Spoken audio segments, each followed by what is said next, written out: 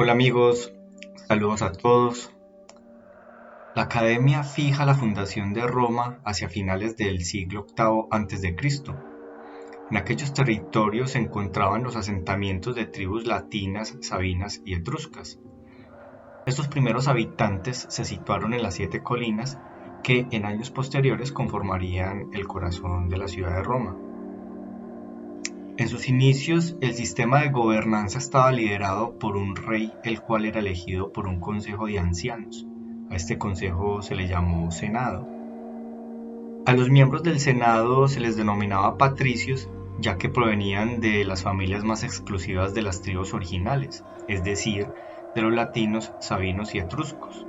Entonces, a su vez, estas familias patricias eran denominadas gens mayores, esto para distinguirlas de otras familias o gens que no pertenecían a la naciente aristocracia romana. Este título de gens mayores era equivalente a tener un título de nobleza, ya que para ellos, históricamente, el origen de su descendencia estaba ligado a la era mitológica. Por ejemplo, la gens Fabia sostenía que eran descendientes de Hércules. Un miembro destacado de esta gens fue el general romano Quinto Fabio Máximo, de quien se declaran descendientes directos la reconocida y poderosa familia Máximo.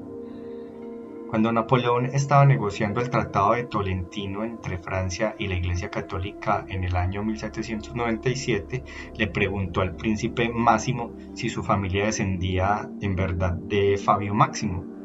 Este respondió: en realidad no puedo probarlo. Es solo un rumor que lleva corriendo una docena de siglos en nuestra familia.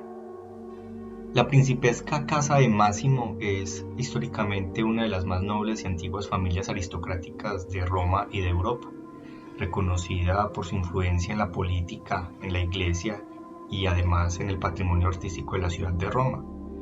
Esta familia proporcionó 2 papas, Anastasio I en el 399 y Pascual I en el 817. Ambos fueron declarados santos por la Iglesia Católica. La Sociedad Fabiana es un importante movimiento socialista británico cuyo escudo es un lobo con piel de oveja o también una tortuga a punto de dar un golpe con el lema "Cuando golpeo, golpeo fuerte". Es una agrupación que es conocida por formar los cimientos de lo que más tarde sería el Partido Laborista Británico y que toma su nombre en honor precisamente al general Fabio Máximo. Entre los miembros más destacados de la Sociedad Fabiana estaban el dramaturgo George Bernard Shaw, la anarquista Charlotte Wilson, la feminista Emmeline Pankhurst, la escritora Virginia Woolf, el filósofo Bertrand Russell y el escritor H. G. Wells. Las ideas, modelos económicos y sociales contenidos dentro de los movimientos socialistas y progresistas actuales tienen sus raíces en la sociedad fabiana. El caso es que desde la temprana Roma ya se formaba entonces una plutocracia gobernante con prácticas de elitismo y nepotismo que tenía como base fundamental la familia romana. La familia romana tenía una cabeza denominada Patern Familias o padre de familia, el cual tenía el control y poder absoluto sobre todos los miembros, es decir, la esposa, los hijos, los esclavos y las propiedades. Este es el primer modelo extremo de organización patriarcal. El poder sobre los hijos se ejercía jurídicamente a través de la figura conocida en el derecho romano como patria potestas, y la dinastía familiar se mantenía a través de la descendencia masculina. El jurista Ulpiano define a la familia romana como un grupo de personas sometido al poder del pater por naturaleza o por ley. Por otro lado, la plebe o los plebeyos era la denominación de un grupo social de la Roma antigua, el cual estaba formado por los que no tenían gens, es decir, los que no podían remontar su origen a las primeras familias que míticamente fundaron Roma, ni a ninguna de sus tribus o curias. Tampoco tenían antepasado conocido, que como vimos, a diferencia de los patricios, estos vinculaban sus orígenes a los dioses. La organización social de este periodo tenía entonces al rey y al senado en lo más alto de la pirámide, seguido de los patricios, el clero y los militares, luego la plebe y en la parte más baja los esclavos. Entonces, sobre el epílogo del periodo monárquico asciende al poder una dinastía de reyes de origen etrusco en donde se produce la decadencia de la gobernabilidad de Roma, que, con el rey Lucio Tarquino apodado el Soberbio, llevarían al final del sistema monárquico y se pasa al periodo conocido como la República Romana en el año 509 a.C. En la República cambió el sistema de gobernanza antiguo y se transforma en uno donde ya no habría un rey, sino dos cónsules gobernando a la vez. Pero, dentro de las instituciones que se conformaron en aquella estructura organizacional, se le dio continuidad al Senado y durante este nuevo periodo creció en tamaño y poder, llegando a tener hasta 300 miembros, en donde los patricios, además de monopolizar el acceso a este, también monopolizaron el colegio sacerdotal. Esta situación para nada agradaba a los plebeyos, que iban aumentando la población fruto de la migración producida por el actual expansionista y poder regional de la República de Roma.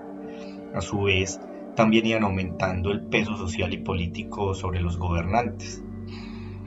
Alrededor del año 494 a.C. se da inicio a las conocidas luchas patricio-plebeyas, las cuales fueron una serie de conflictos que provocaron el surgimiento de nuevas leyes que a la postre terminaron reduciendo la influencia y el poder de los patricios. La incapacidad de los plebeyos para acceder a las posiciones de poder contrastaba con sus plenas obligaciones militares, que arruinaban a las familias a causa de las continuas movilizaciones para la guerra y les impedían mantener sus explotaciones agrícolas, además de hacerlas endeudarse. Dadas estas dificultades de la plebe, los patricios entonces se aprovecharon para mantenerlos en la servidumbre, endeudados y empobrecidos. Como respuesta a la dura aplicación de las leyes sobre la deuda, los plebeyos salieron de Roma en el año 494 a.C. para instalarse en el Monte Sacro y rechazaron prestar el servicio militar. Crearon un estado paralelo, eligiendo sus propias asambleas y sus propios representantes. La respuesta de los patricios fue la promulgación de la Ley de las 12 Tablas en el año 450 a.C. Estas suponían un límite a los abusos por parte de los patricios. No obstante, a estas tablas se les denominaba injustas porque mantuvieron la prohibición de contraer matrimonios entre los patricios y los plebeyos, es decir, que continuaban manteniendo la distinción entre las dos clases. Los avances en favor de la plebe fueron lentos pero constantes. Entonces, en el año 445 a.C. se permiten los matrimonios entre plebeyos y patricios. En el 367 se permite que uno de los dos cónsules de Roma sea plebeyo. Luego, más adelante, se crean nuevas magistraturas, en donde los cargos de censor, de pretor y de dictador se abren a los plebeyos. En el 367 a.C., los hijos de esclavos liberados pueden acceder al Senado, además pueden inscribirse en las tribus rurales. Todos estos cambios entonces van a revolucionar el funcionamiento político de Roma. Algunos autores incluso ven en todo esto una gran influencia de la democracia griega. De hecho, para celebrar la pacificación entre patricios y plebeyos, tras la aprobación de todas aquellas leyes en el 367 a.C., el Senado ordenó la remodelación circular del Templo de la Concordia, como en las asambleas griegas, y se abolía así el monopolio patricio. En el año 300 a.C. se permitiría a los plebeyos ejercer poderes religiosos, y en el 287 ya no existirían diferencias jurídicas entre las dos clases y se consolidó así el rango social de una clase de patricio o plebeya. Pese a todo, en realidad esta supuesta equidad solo se tenía en el ámbito político, ya que en el social las diferencias continuaban, y es que ser patricio era el estatus más alto y ambicionado de la sociedad romana. Determinados puestos, sobre todo los religiosos, estaban reservados únicamente a ellos. En una sociedad tan orgullosa y elitista como la romana, ser patricio, ser romano de pura cepa, era el máximo orgullo. Es en este punto donde hacemos un alto en nuestro necesario recorrido histórico sobre Roma y retomamos a la gens Fabia para abordar el tema que nos interesa en este video. Los miembros de la gens Fabia desempeñaron un papel muy importante durante la República Romana, puesto que muchos de ellos ocuparon altos e importantes cargos en el ámbito político, militar y el religioso. En el aspecto militar, como lo mencionamos anteriormente, destaca el general Fabio V Máximo, el cual fue cónsul de Roma 5 veces y 2 veces dictador. Su sobrenombre era Cunctator, que significa el que retrasa, y hace referencia a sus tácticas militares durante la Segunda Guerra Púnica, a las que llamaron tácticas fabianas. Las tácticas fabianas son una estrategia militar que tiene como objetivo vencer a un oponente mediante una guerra de desgaste. Estas tácticas evitan librar batallas decisivas y acosan al enemigo con escaramuzas y ataques a sus líneas de suministro de manera que éste se desmoralice. Cuando Fabio ocupó el cargo de dictador en el año 217 a.C., enfrentó al famoso general cartaginés Aníbal. Fabio era consciente de la superioridad militar cartaginesa y cuando Aníbal invadió Italia, él rehusó enfrentarse al general en batalla campal. En lugar de ello, mantuvo a sus tropas cercanas al ejército enemigo, hostigándolas constantemente en una guerra de desgaste. El mismo Aníbal reconoció y elogió esta estrategia desarrollada por Fabio, al cual se le atribuyó posteriormente por parte del Senado el título de Escudo de Roma. Recordemos que por su parte, una rama del movimiento obrero surgida en Gran Bretaña reivindicó estas tácticas fabianas y las aplicó a la lucha sindical, tomando el nombre de Sociedad Fabiana, de la cual deriva el nombre de cierta forma de socialismo conocido como socialismo fabiano, el cual procura la mejora de la sociedad por medio de reformas graduales. En el aspecto religioso, la gens Fabia estuvo fuertemente asociada al sacerdocio en una de las dos instituciones que rendía culto al dios Luperco, liderando así los ritos sagrados del festival religioso antiguo de las Lupercales que se celebraba el 15 de febrero. Luperco era un antiguo dios de la mitología romana relacionado a la protección de la fertilidad y de los rebaños. Inicialmente se le identificó con el lobo sagrado de Marte, pero posteriormente se le identificó como un fauno asimilado en la figura del macho cabrío del dios griego Pan, que como ya vimos tiene grandes similitudes con Dionisio.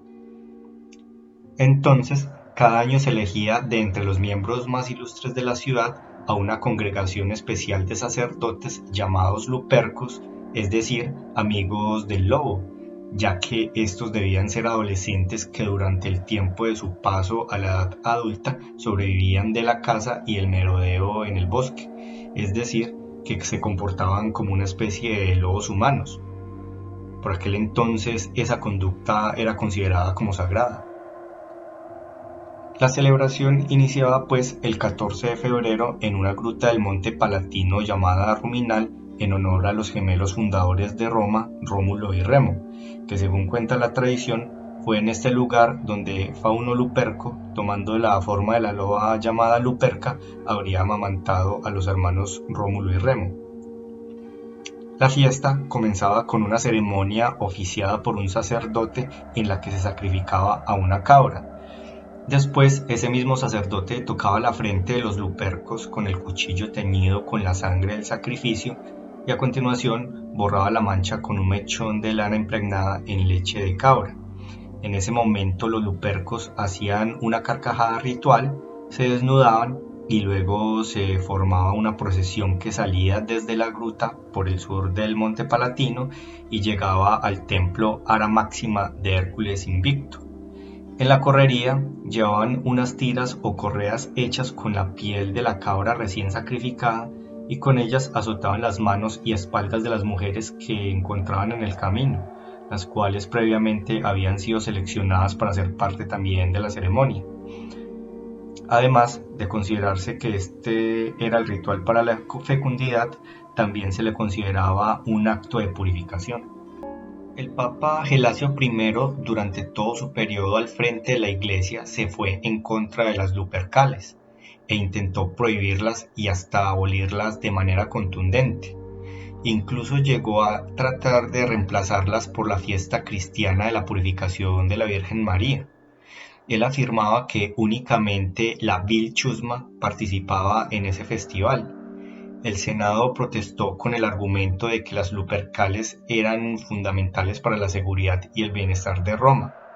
Entonces, la figura del macho cabrío, que representaba a varios dioses como Luperco, Fauno y Pan, fue tomando la forma de un enemigo a vencer y a destruir por parte de la Iglesia Católica. Fauno en la mitología romana era el dios de los campos y los bosques, protector de los rebaños a los que hacía más fecundos y los defendía de los ataques de las alimañas. Fue considerado un dios profético que revelaba el porvenir por medio de voces que se oían en los bosques o a través de sueños. Algunas veces se le consideraba como el responsable de las pesadillas nocturnas.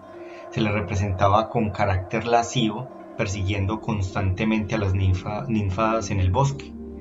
Se pensaba que a veces podía mandar maleficios contra los campesinos, por lo que estos se frotaban el cuerpo con ciertas hierbas de protección.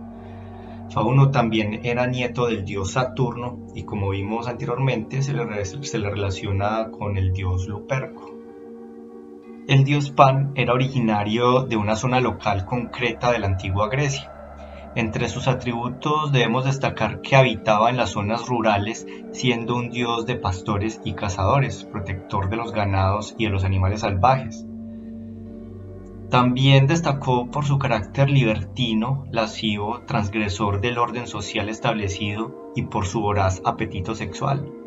Solía llevar a cabo todo tipo de comportamientos indecentes, como esconderse detrás de los juncos para espiar y perseguir a las ninfas. Esto lo llevó a tener una gran descendencia con ellas. Con el fortalecimiento del cristianismo en el Imperio Romano y su consolidación en Europa durante la Edad Media, la figura de Satán fue tomando forma. La evidencia más antigua conocida de la representación de la figura de Satán y de los demonios según la visión cristiana la encontramos en una biblioteca histórica en la ciudad de Treveris, en Alemania. Allí hay un manuscrito que probablemente fue hecho entre los años 800 y 825, que contiene una versión del libro bíblico del Apocalipsis completamente ilustrado. Un grabado muestra la lucha del arcángel Miguel contra los ángeles rebeldes, y en él hay dos grupos de ángeles, los rebeldes y los que permanecieron fieles a Dios. Lo interesante aquí es que no hay ninguna distinción entre ambos grupos. El diablo es representado como un enorme dragón, pero sus compañeros rebeldes, ángeles caídos, son iguales a los ángeles que lo derribaron. Tienen alas, vestiduras largas, cabellos rizados, y lo único que les falta es la aureola. No es hasta el siglo XI donde las características no humanas de la figura del demonio empiezan a ganar cierta hegemonía. El escritor italiano Umberto Eco trató esta cuestión en su libro Historia de la Fealdad y resalta que, abro comillas, es solo a partir del siglo XI que comienza a aparecer como un monstruo dotado de cola, orejas animalescas, barba y pies de chivo y cuernos, adquiriendo también alas de murciélago. Cierro comillas. Esta será entonces una construcción paulatina y gradual de la figura de Satán, donde más adelante se le agrega el representativo color rojo. Y es que para completar, con la llegada del cristianismo a los países celtas en el norte de Europa, se descubre al dios Cernunnos, y así se refuerza esa imagen de macho cabrío asociada al diablo. Entonces, el dios Pan, por su apariencia híbrida y sus comportamientos libidinosos e impulsivos, se convirtió en un candidato perfecto para encarnar a las fuerzas del mal. La mezcla de los elementos humanos y animales fue observada por los cristianos como una deformidad física y moral que conducía al pecado.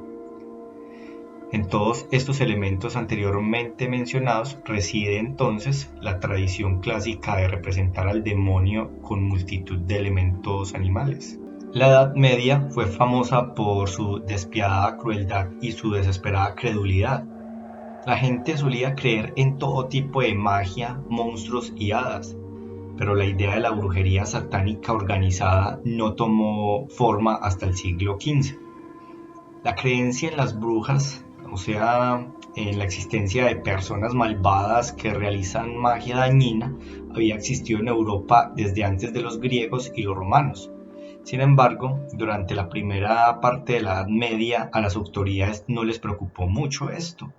De hecho, un documento de la Iglesia de inicios del siglo X proclama que, abro comillas, la hechicería y la brujería podrían ser reales, pero la idea de que grupos de brujas volaban junto a demonios por la noche era un engaño, cierro comillas.